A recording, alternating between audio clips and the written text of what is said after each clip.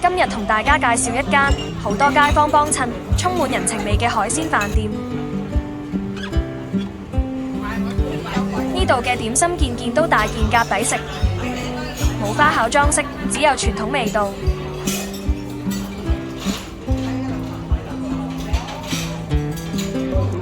加埋超抵食嘅下午茶優惠，真係一定要推介俾大家。事不宜遲，即刻開始！大家好，歡迎嚟到不能肚餓嘅頻道。今日帶大家食嘅呢間飯店，自香港80年代起就喺西灣河扎根。唔揾下資料都唔知，原來經過多年發展，小店已經變身大集團。佢仲開咗好多副線，完美包辦唔同客人嘅口味。而今日我就帶大家返到佢哋歷史最悠久嘅總店，一齊開餐。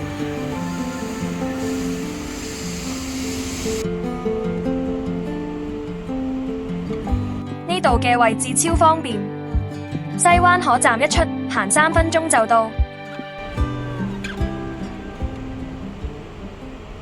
講起翠湖飲食集團，你又知唔知佢嘅歷史呢？集團創辦人佘先生喺80年代加入中式飲食界。一開始佢嘅諗法好簡單，就係想開一間主打傳統粵菜晚飯同海鮮嘅鋪頭。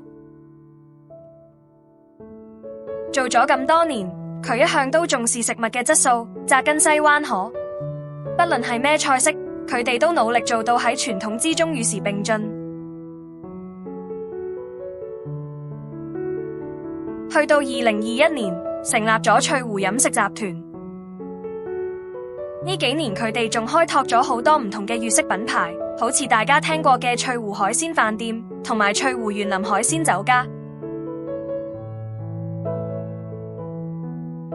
2024年集團進軍高級粵式餐飲，打造翠湖金閣同翠湖黃燕。跟住仲開設咗子公司發展特色專門店，用新形象帶嚟更多元化嘅服務。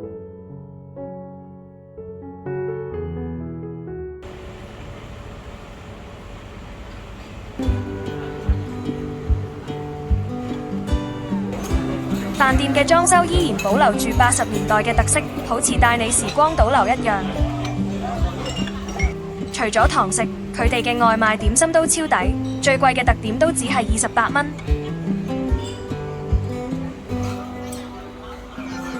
呢個係佢哋嘅午市餐牌，價錢走大眾化路線，算係中規中矩。影片係全自費製作，希望觀眾你可以訂閱支持啦。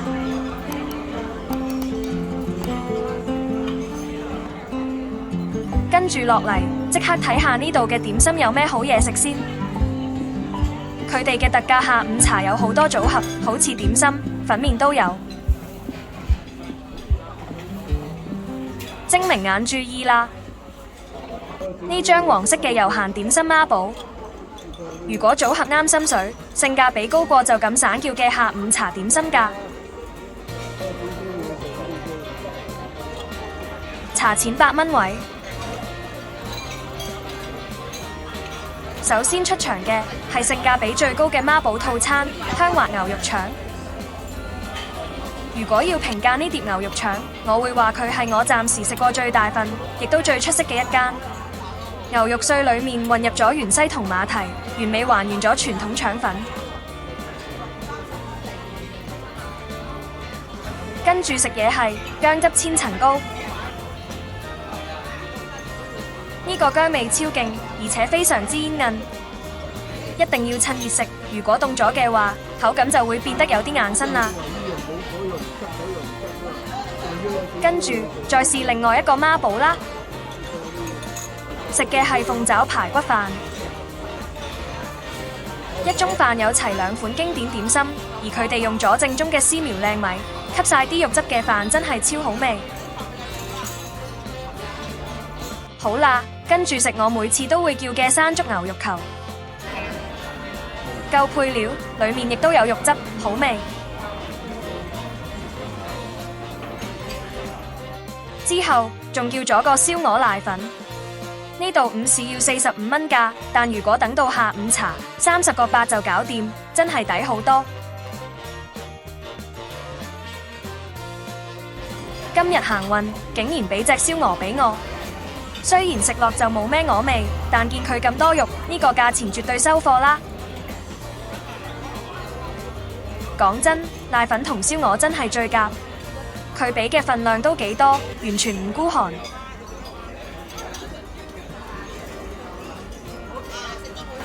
最後是一個北菇棉花雞，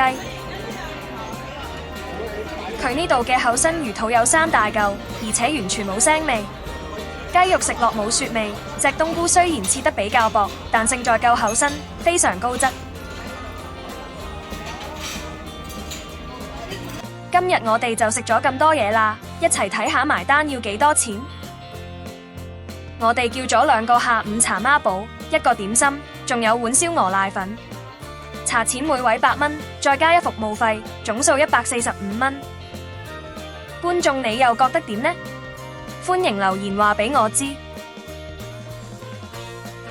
總括嚟講，佢哋嘅嘢食有水準，份量又夠多，食到點心嘅傳統味道。大家如果想試，可以揀下午茶時段過嚟，用抵啲嘅價錢試到多啲嘢。拍埋個午市餐牌俾大家參考下。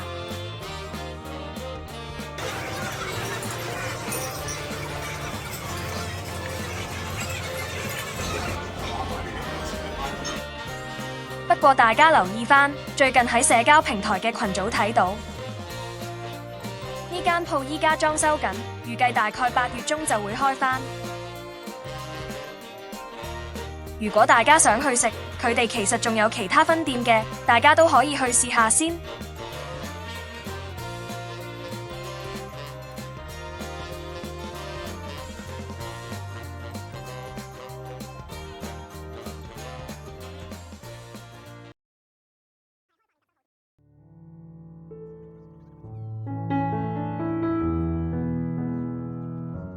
影片全自費製作，最緊要真實。